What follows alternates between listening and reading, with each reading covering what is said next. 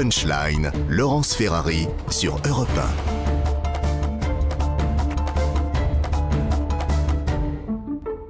Bienvenue à tous et à toutes si vous nous rejoignez à l'instant sur Europe 1 et sur CNews. On est évidemment au lendemain de cette élection présidentielle qui a vu la victoire nette d'Emmanuel Macron, 58,54%, 41,46% pour Marine Le Pen, un score clair. On va en débattre avec Yohann Usaï du service politique de CNews. Bonsoir mon cher Yohann. Gabrielle Cluzel, le boulevard Voltaire, directrice de la rédaction. Bonsoir à vous. Prisca Thévenot, porte-parole de La République En Marche. Bonsoir à vous.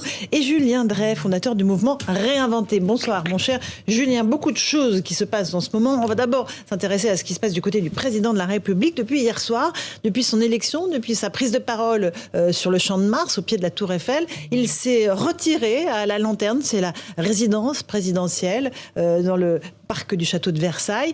Il y est toujours. On va voir sur place Florian Tardif. Florian, quel est l'agenda du président pour les jours à venir ?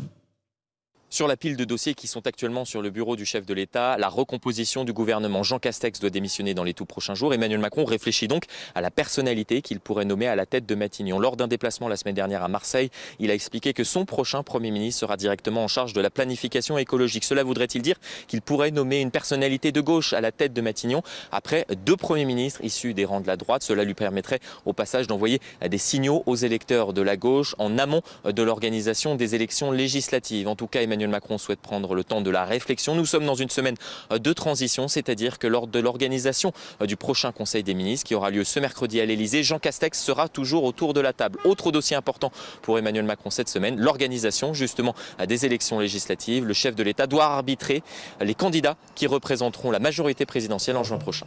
Prisca Thévenot, pourquoi ? Merci beaucoup Florian Tardif. Prisca Thévenot, pourquoi le président se retire comme ça ? Il a besoin d'être au calme pour réfléchir à la façon dont il veut gouverner autrement. C'est la promesse qu'il a faite aux Français hier lors de son élection. Je pense qu'un temps de réflexion est toujours important. Cela n'empêche pas qu'il reste pleinement dans sa mission qui lui a été à nouveau confiée par les Français, celle de président de la République. Mais bien évidemment, les semaines qui viennent sont décisives pour les années à venir, parce qu'il s'agit des élections législatives. Et permettre au président réélu de disposer d'une majorité au Parlement, c'est donner le pouvoir à la France de s'inscrire dans cette nouvelle ère que le président a nommée hier, une ère qui permettra à la nation d'être d'autant plus écologique, une ère qui permettra de continuer à protéger et défendre le pouvoir d'achat des Français que nous souhaitons mettre en place dès le mois de juillet pour les retraités notamment, mais également pour les fonctionnaires, de faire de grandes avancées notamment pour les plus modestes. Et donc ça, c'est important. Pourquoi ? Parce qu'on l'a vu au cours des 5 dernières années, les candidats aux législatives, en tout cas un certain nombre qui nous promettaient d'être dans une opposition constructive, finalement, mais vous aviez une majorité pléthorique, presque. Oui, mais c'est pour ça que nous rappelons... Vous avez eu les coups des franches. Mais c'est pour ça que nous rappelons que nous avons pu, grâce à cela, mettre en place la majorité du programme de 2016. Nous devons pouvoir le faire pour les 5 prochaines années, au regard des défis qui sont face à nous. Yohann Usaï, là, il y a une mise au vert claire du président. Il doit, j'imagine, touiller la grande marmite de la politique pour savoir qui il va mettre au gouvernement, qui à quel poste. Ou est-ce qu'il va vraiment penser à la façon dont il veut diriger ce pays ?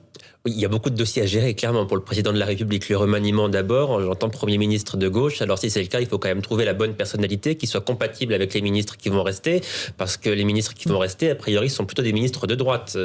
On parle plutôt de Bruno Le Maire qui resterait, de Gérald Darmanin. Donc il faut que tout ce petit monde-là puisse quand même travailler ensemble. Donc vous voyez bien que rien que ça, il y a déjà réfléchi avant l'élection, évidemment. Il ne commence pas à travailler là-dessus aujourd'hui, mais ça nécessite quand même un temps de réflexion. Les législatives, alors là, il va y avoir du tripatouillage en interne, parce qu'il va falloir dealer notamment avec Édouard Philippe. Ça doit occuper et peut-être même inquiéter un petit peu le président de la République, puisqu'Édouard Philippe va chercher à avoir une grosse part du gâteau électoral législatif. Quelle circonscription est-ce qu'on deal ? Il y a François Bayrou qui s'en mêle aussi, évidemment, puisqu'il est là depuis 5 ans. Enfin bon, vous voyez bien qu'il y a beaucoup de sujets à gérer en interne pour réussir les législatives et pour réussir aussi une bonne composition du gouvernement. Julien Drey, si vous étiez président de la République, j'adore. Moi, président, ça me rappelle quelque chose. Qu'est-ce qu'il fait là, Emmanuel Macron ? D'abord, je pense qu'il se repose. Il a le droit au repos. Je pense qu'il a fait une campagne difficile, et surtout dans l'entre-deux tours. Et donc, je pense qu'il a... Moi, j'ai trouvé hier qu'il avait une très grande émotion à la fin. Et d'ailleurs, je pense qu'il a raccourci son discours, parce qu'il était lourd de tensions internes, et je pense qu'il avait besoin de décompresser, parce que la pression a été dure, parce qu'il fallait faire campagne, etc. Donc, c'est une belle mécanique, Emmanuel Macron, mais c'est un humain. Donc à un moment donné, il a besoin d'abord de se retrouver avec les siens, parce que ça compte pour lui, ces choses-là. Donc je pense qu'il doit parler un peu avec les siens, prendre un peu de temps. Et puis, vous savez, quand vous regardiez le rassemblement hier, vous compreniez le problème, c'est qu'il y avait quand même un nombre de candidats à des postes qui était considérable. Plus que de postes existants. Hein. Voilà. Il y a plus de candidats que de postes. Donc ça arrivait de partout.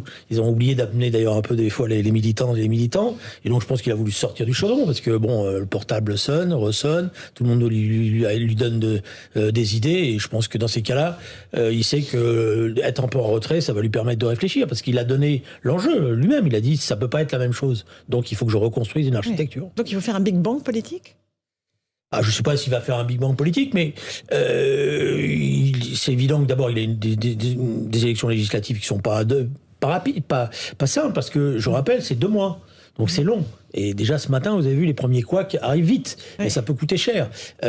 Rappelez-vous. Alors le couac, c'est le 49.3 par exemple ? Le fameux 49.3 sur les retraites, qui n'est pas forcément le meilleur signe par rapport à un électorat de gauche. Bruno Le Maire qui dit il n'est pas exclu qu'il utilise le 49.3 sur les retraites. C'est rien, mais rappelez-vous Jean-Louis Borloo sur la TVA sociale, Nicolas Sarkozy. Ça s'est payé cash derrière. Voilà, comme vous le dites. Voilà, et même François Mitterrand, rappelez-vous, qui avait dit qu'il ne faut pas une majorité pléthorique en 88, et ça avait été interprété comme finalement on a le droit de s'égayer ailleurs. Donc, et là c'est 2 mois. Et dans 2 mois, vu l'actualité, vu comment ça fonctionne aujourd'hui avec les réseaux sociaux, ça peut être difficile. Donc il faut qu'il construise une architecture politique qui lui permette de répondre à tout cela. Donc il va effectivement, je pense, prendre le temps de méditer, de réfléchir. Et peut-être, à l'inverse de la première fois, je pense qu'il veut construire une équipe avec laquelle il se sent à l'aise et en confiance. Parce que ce deuxième quinquennat, il a une particularité pour lui. Il est libre. Il n'a pas d'autre échéance. Il sait qu'il ne sera pas candidat la prochaine fois. Donc il est libre de cette contingence-là. Ouais. Et donc ça veut dire qu'il a aussi la possibilité de marquer l'histoire. Or, mon sentiment, connaissant un petit peu, très peu, Emmanuel Macron, je pense qu'il travaille aussi pour l'histoire maintenant. Et est-ce qu'un Premier ministre de gauche, comme disait Yohann Usaï, c'est une possibilité que vous envisagez ? Il y a quelques personnalités, je ne vais pas vous donner les noms, parce que vous allez les chercher, mais il y en a quelques-unes, pas forcément celles qui sont au devant de la scène ou qui étaient là hier soir, mais il y a quelques personnalités qui peuvent répondre à une équation qui est pour lui la volonté, non pas de se déporter totalement, mais en même temps de répondre aux attentes. La confrontation avec la France insoumise va avoir lieu. Bon, alors après je ne sais pas dans quelle configuration, j'espère que la gauche réformiste saura sauver son honneur et se battre, et défendre ses couleurs. Et il a parlé à un moment donné de la constitution d'une grande coalition. La grande coalition, il faut qu'il la construise, donc il faut qu'il donne des signes. Gabriel Cluzel, un tout petit mot sur ce que fait Emmanuel Macron, ce qu'il tente, cet échiquier politique qu'il tente de recomposer. Son sujet, c'est qu'aujourd'hui, il a un électorat patchwork. Il a quand même usé de la cohésion négative du front républicain contre l'extrême droite, qui a fonctionné. De fait, une nouvelle fois, ça fonctionne moins bien, un peu moins de fois en fois, mais néanmoins, ça a fonctionné. Mais à présent, il faut faire avec la carpe et le lapin, la chèvre et le chou, et ça va être quand même compliqué.